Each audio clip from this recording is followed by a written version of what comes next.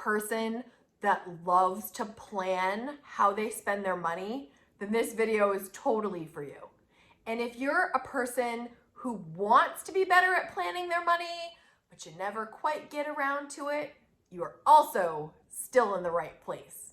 The reason I'm making this video now is so that we can plan appropriately and have enough time to really get there for the upcoming year.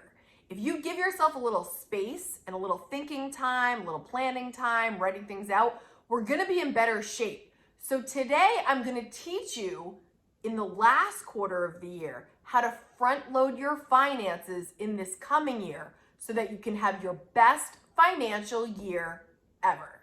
Here's an all too common scenario. We're thinking we wanna start next year on a high note, right? And we're thinking as we're getting to the holidays, like, oh, I really should get a plan in place. But you're busy with the holidays and you're making the cookies and you're doing the decor and you're doing all the things. You're wrapping the presents, you're spending all the money. And then the next thing you know, the New Year's here and you're like, oh, well, I have this resolution and this resolution, but I didn't really make a plan. And the next thing you know, you're like, oh, I'll just wait until February, maybe March when things kind of quiet down. And then the first quarter's over. And then you're headed into spring and summer and you're like, oh, maybe I'll have more time in the summer to think about this. And then summer comes and you're at the beach and you still don't do it. So today's video is to think ahead. We have a whole quarter, if you're watching this real time, before the start of the year. Let's talk about 3 things we can do. So when that clock turns over to the next year, we are ready to go, we're prepared, and we're gonna have the best chance at saving money, paying off debt, reaching our financial goals. I mean, how does this sound? Good, right? Let's get into it. Number 1, don't dig yourself into a hole at the end of the year. Your friends and family will not love you less if you don't go into debt buying them gifts this year. True story. The end of the year can be very tempting, right? Holidays, gift giving season, and very tempting for you, very tempting for your friends and family to just go hog wild and buy all the things.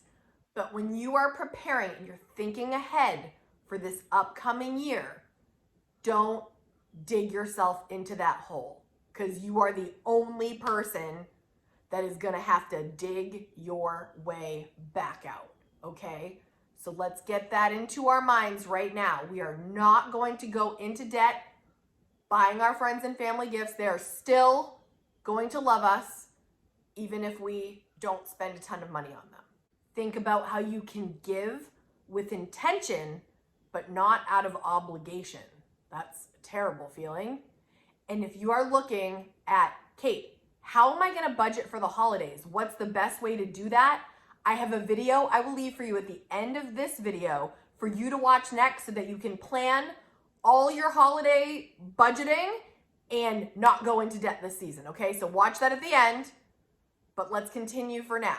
Number 2, if you really wanna front load your finances, consider joining us for No Spend January.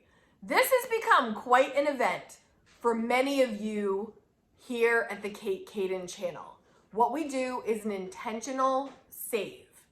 We are only gonna spend money on the bills. You gotta pay your bills. You've gotta buy your regular groceries. You're gonna have your normal expenses. However, we don't buy extras. We're not buying clothing. We're not doing crazy entertainment. We're actually reeling it in for the month. We're taking care of our needs, but we're kind of letting go of the wants for the month so that we can save up money at the beginning of the year for what we want even more. For many of you, you have your own goals. You want to go on vacation. You want to pay off debt. You want to do whatever it is that really gets you excited. And in order to do that, you got to have some money, right? Like you got to have some money for these things that you really want to save up for. So we start the year strong with No Spend January. We do weekly videos and we also are really encouraging everybody. I do a lot more community posts that month to keep us all motivated. and we try to save as much as we can within reason so that we started the year with intention. We are motivated, because a lot of people get really motivated at the beginning of the year and it kind of fades out. So this is super helpful in kicking off the year on the right note, right? And it really helps you reflect on, what are we spending all this money on? How can we waste a little bit less in some areas? This is also a great opportunity now when you're putting together your Christmas list to ask for gift cards, because gift cards are in play during No Spend January, because that's not your money, okay? That's not your money. If somebody gives you a $50 gift card to a restaurant, you can go to a restaurant and spend $50 or a little under that, of course, so you can tip, but ask for gift cards. If you can't live without a little Target splurge, ask for a Target gift card. If there's coffee that you need to purchase and you just need to do that once in a while, ask for a gift card. It's good to think about these things way ahead of time so that it just doesn't get sprung on you and you're like, oh, I'm not prepared for No Spend January. And also, if you want to really start thinking about that, I have a video on how you can prepare.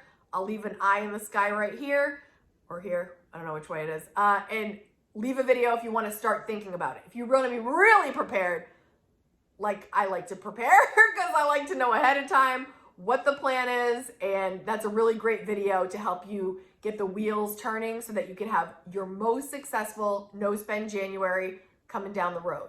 Number 3, open a Roth IRA or some kind of retirement investment account ASAP, as soon as possible.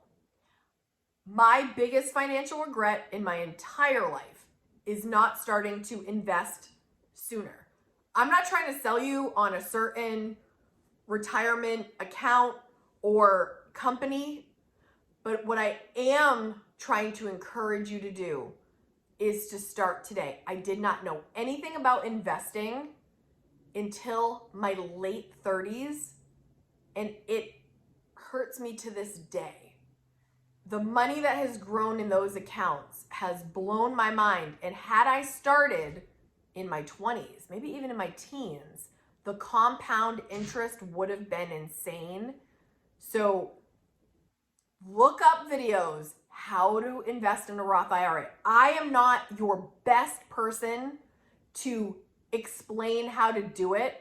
I have done it, but it's not my strongest thing to share. So I don't want to be that person to steer you wrong. But like Rose Hahn, there's like a bunch of creators that tell you exactly how to do it. Look that up, how to invest in a Roth IRA, or you can even just Google because it's got all the information. I personally use Fidelity. Again, up to you. That has been really user-friendly for me. So that's what I do. You can invest at the start of the year as much as you can. Hence why I talked about No Spend January.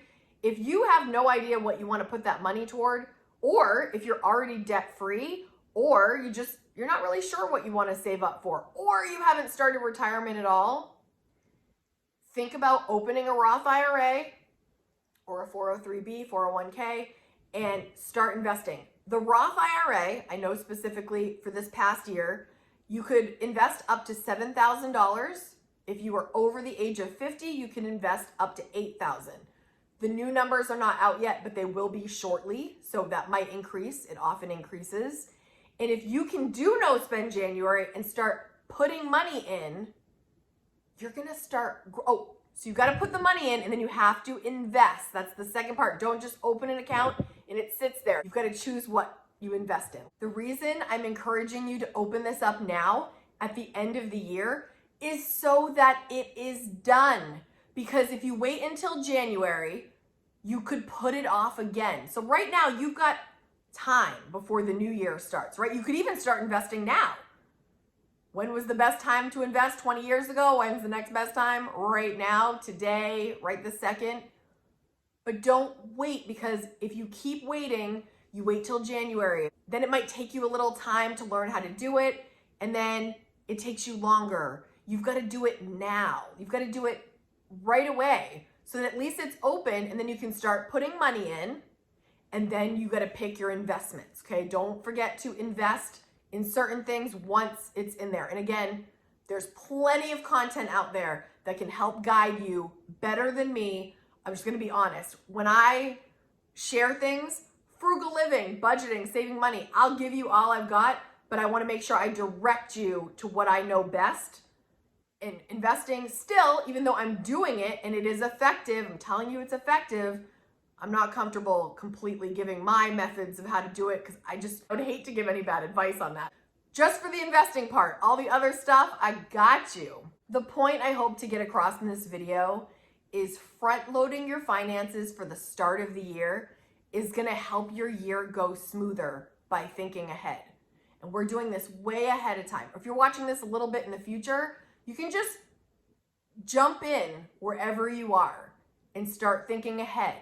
To do a quick recap, don't dig yourself into a deeper hole at the end of the year so that you're in better shape at the start of the year. This just makes sense, right? Secondly, consider joining us for No Spend January. I will provide inspiration all month long to get you through it. And honestly, now it's just like second nature. And my family knows No Spend January is coming. They know Kate wants some gift cards for Christmas so I can have little splurges here and there that don't cost me anything. No Spend January will also just help your year start off on a less wasteful, more intentional note. It's awesome, highly recommend it. And lastly, do not neglect investing for your retirement. Every little bit grows exponentially over time, and time is key. But don't panic if you're a little bit later to this process, but don't also delay. Get started and enjoy the compound interest. Are you already thinking about your financial goals for next year? If so, drop us in the comments, what is it that you want in this upcoming year? Hopefully these tips are gonna help you get there faster. And now, as promised, check this video out next so that you can plan your holiday budget, not go over budget, and not go into debt at the end of the year. I'll see you in the next video.